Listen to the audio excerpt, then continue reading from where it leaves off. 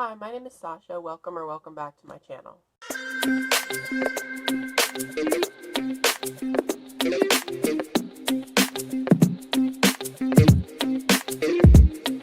I am really excited to announce a new series that is coming to my channel, and that is WLW Wednesday, or WLW Wednesday, and I will be reviewing books with female-female romance in them, and giving you all the information you need on whether these are books you should read or not.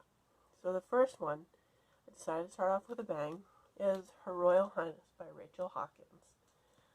Her Royal Highness it's the second book in the Royal series by Rachel Hawkins. It is about Millie Quint, who lives in Texas, and she finds out that the girl she's been kissing, who's her best friend, is back with her boyfriend, and that breaks her heart.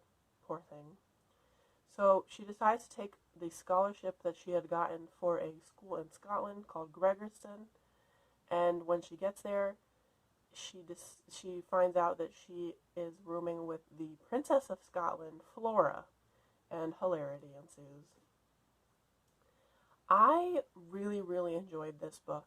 It's a fun romp through Scotland. Let's see, what did I like?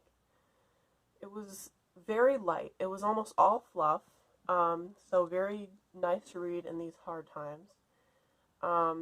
It was really funny.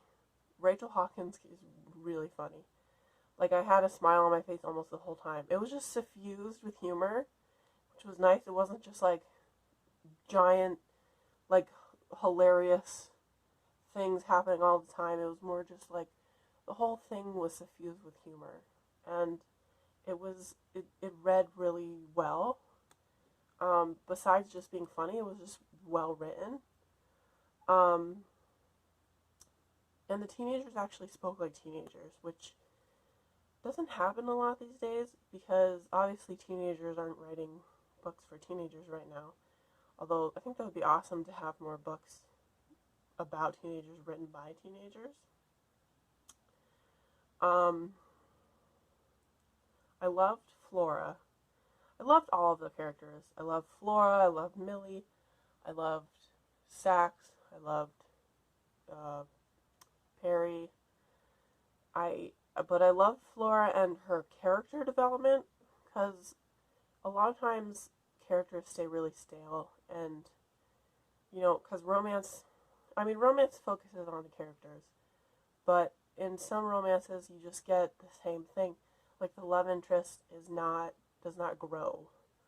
But in this, we really see growth in Flora, and her backstory and just her entire character is really fascinating, because, spoiler alert, I'll hold up my finger for when I'm talking about spoilers. She's a lesbian, and she's a closeted lesbian because her mother is the Queen of Scotland and doesn't want it, kind of thinks she's going through a phase. And Flora's like, I'm not going through a phase, this is who I am. And it was really nice to see her grow and become bolder about who she is, and, like, grow into her identity. Okay, finger down now, no more spoilers. So, yeah, Flora was just a really fascinating character. I also love Millie and her nerdiness. I've never read a book about a geology nerd or a geology lover, so that was something new and fresh. And I feel like I related to Millie a lot. She's reluctant about a lot of things. She doesn't. I mean, she jumps into this thing with Scotland, although she was hesitant about that too. But she's reluctant to break the rules, and that's very me. I don't like breaking rules. I'm very hesitant to go against authority. But Millie does grow and, becomes bolder, and it was really nice to see. The romance is so soft. I loved the romance. It was so sweet and burgeoning, and, like, it bloomed into something beautiful. It was so sweet. There was a couple things that kept me from giving this 5 stars. First of all, it was almost all build up. So we didn't really get to see a lot of the characters, Flora and Millie together. It was mostly them. It's very enemies to friends to lovers. So if you like enemies to friends to lovers, you'll definitely enjoy this.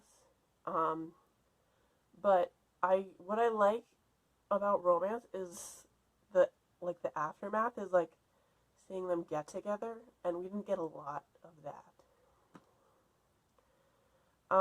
Another one was the side characters weren't really developed as much as I would have hoped. Like her friends from Texas were just kind of introduced and then thrown aside.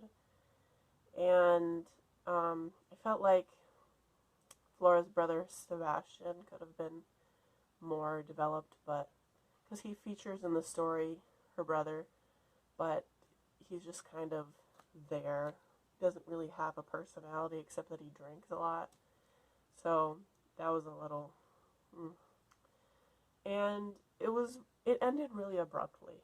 Like, it ended and then that was it. Like, it went to black and I was like, okay. Like, I wanted more, which is always good to be left wanting more from a book, but I just wanted to be satisfied.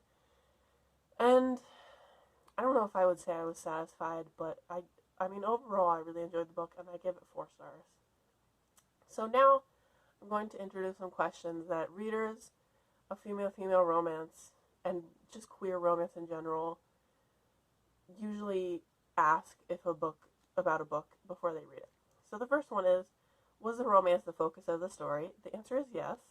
The romance was entirely about the romance, and, well, it was about the growth of the characters and the romance. So it is a romantic contemporary. So I would say, yeah, it's about the romance. Was it a healthy romance? Yes. Both the characters learn about themselves, learn to be together in a very sweet way.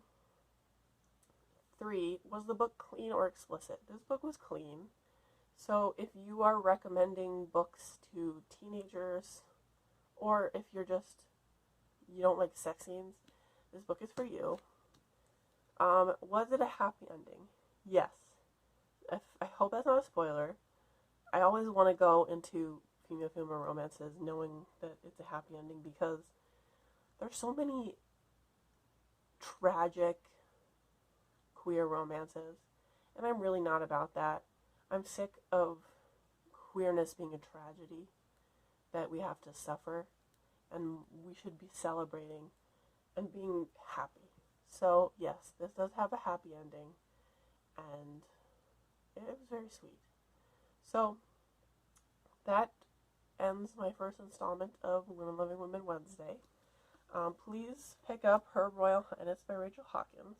So cute. And I will see you in the next one. Bye!